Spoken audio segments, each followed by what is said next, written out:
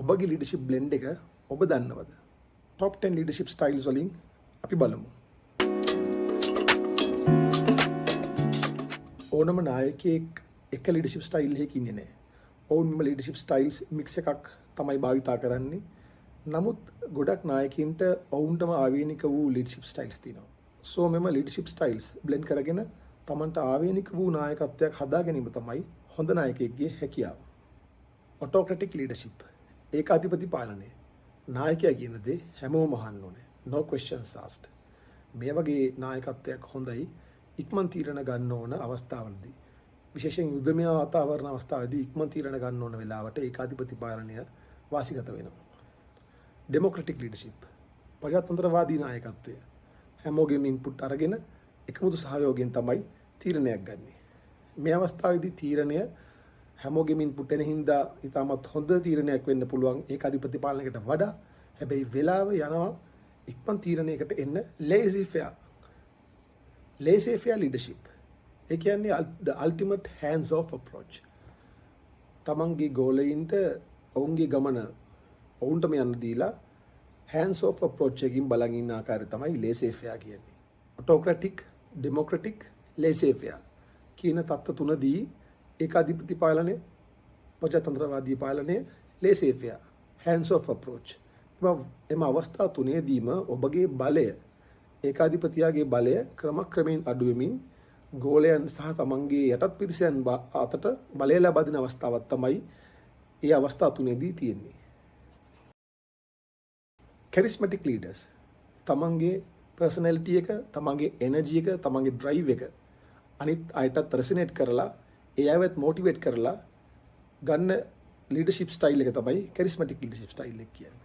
charismatic leadership style එකේ තියෙන එක පාඩුවක් වෙන්න පුළුවන් වෙන්නේ නායකයා නැති වුණොත් එහෙම එම drive එක, එම movement එක සම්පූර්ණයෙන්ම නතර වෙන්න පුළුවන්. visionary leadership. visionary leadership කියන්නේ තමන්ගේ ගෝලෙන්ට කියන්න ඕන දෙයට වඩා විෂන් එකක් දෙනවා. අපි තව අවුරුදු 5කින් 10කින් මෙන්න මේ වගේ තරකට තමයි යන්නේ, අපගේ ආයතනය, අපගේ කණ්ඩායම මේ වගේ දෙයක් තමයි වෙන්නේ කියන විෂන් එක තමයි ඔබ කණ්ඩායමට දීලා කණ්ඩායම මොටිවේට් කරන්නේ. ඒ වගේ ලීඩර් කෙනෙක් තමයි විෂන් ලීඩර් කෙනෙක් කියන්නේ. transformational leaders. transformational leaders ලා කරන්නේ තමන්ගේ යටතේ ඉන්න අයව මොටිවේට් කරනවා ඔවුන්ට පුළුවන් තත්ත්වයට වඩා ඉහළ තත්ත්වයට අවුට්පුට් එකක් දෙන්න. so transformational leaders ලා ගොඩක් ළඟින් එක සිට ඔවුන්ගේ ගෝලයන් මොටිවේට් කරමින් තමයි එම ට්‍රාන්ස්ෆෝමේෂන් එකට සියලු දෙනාම එකතු කරගන්නේ. මෙහෙම ළඟින් සිට ට්‍රාන්ස්ෆෝමේෂන් එකට කට්ටිය මොටිවේට් කරනකොට ගොඩක් ලොයල්ටි ඇති වෙනවා සමනායකයා වෙනුවෙන්. හැබැයි ඉතාමත් පරිස්සම් වෙන්න ඕනේ. තමන්ගේ ගෝලයින්, තමන්ගේ සගයින් බර්න් අවුට් තත්ත්වයට ඇති වෙන්න පුළුවන් වැඩිපුර පුෂ් කරොත් ට්‍රාන්ස්ෆෝමේෂනල් ලීඩර් කෙනෙක්.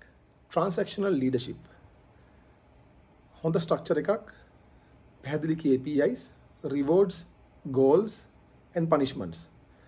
උදාහරණයක් විදියට අවුරුදු මුලදී කියනවා ඔගේ ටාගට් එක මේක, ටාගට් එකට ගියොත් ඔයාලට මේ වගේ ලොකු බෝනස් එකක් දෙනවා. so it's a transaction. ඔයා මේ දේ කරොත් ඔයාට මේ දේ ලැබෙනවා. මේ ක්‍රමය ගොඩක්ම හොඳ sales teams, production lines තියන අයට ටාගට් එකක් දීලා ටාගට් එකට යන්න කියන විදියට. servant leadership. servant leadership style එකේ කරන්නේ ඔබගේ ගෝලයෙන් ගැන ගොඩක් හිතලා ඔවුන්ගේ දියුණුව ගැන, ඔවුන්ගේ කරියර් පාත් එක ගැන ඔබ ફોකස් කරලා ඔවුන්ගේ දියුණුව ගැන තමයි නායකයා ફોකස් කරන්නේ. එම ගෝලීන්ගේ වගකීම තමයි එම නායකයාගේ ලැබෙන හයියත් සමග එම ගමන ඉදිරියට අරගෙන යන එක. නායකයා වග බලා ගන්නවා තමන්ගේ සගයින්ගේ growth එක, තමන්ගේ සගයින්ගේ හැකියාව දියුණු කරන්න ඔහු කොහොමද සර්ව් කරන්න කියලා. මෙම හැකියාවෙන් ලොකු ලොයල්ටි එකක් බිල්ඩ් අප් වෙනවා. හැබැයි මෙම සර්වන්ට් ලීඩර්ෂිප් ස්ටයිල් එකේදී ටිකක් වෙලා යනවා කණ්ඩායමට හැඩගැහිලා perform කරන්න. coaching leadership. හොඳ පන්දු යවන්නෙක්ට පන්දු යවන්නේ මෙහෙමයි කියලා කෝච් කෙනෙක් කියලා දෙනවා වගේ ළඟින් ඉඳගෙන ප්‍රැක්ටිකල් සමග ඔවුන්ගේ ගෝලයින්ට කෝච් කෙනෙක් විදියට උගන්වමින් ඔවුන්ගේ දියුණුව බලා ගැනීම තමයි coaching leadership style එක. career driven teams වලට මෙම coaching leadership style එක ගොඩක් හොඳයි.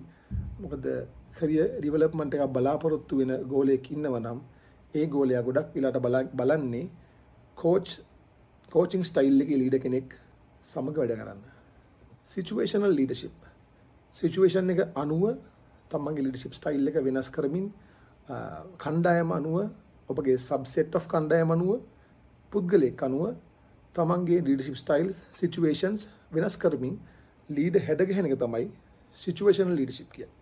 සිචුවේෂනල් ලීඩර්ෂිප් එක ඉතාමත් ෆ්ලෙක්සිබල් ආකාරයේ දෙයක්. හැබැයි හරි ජජ්මන්ට් එකක් ඇතුව සිචුවේෂන් එක අනුව තීරණය ගැනීම ඉතාමත් වැදගත්.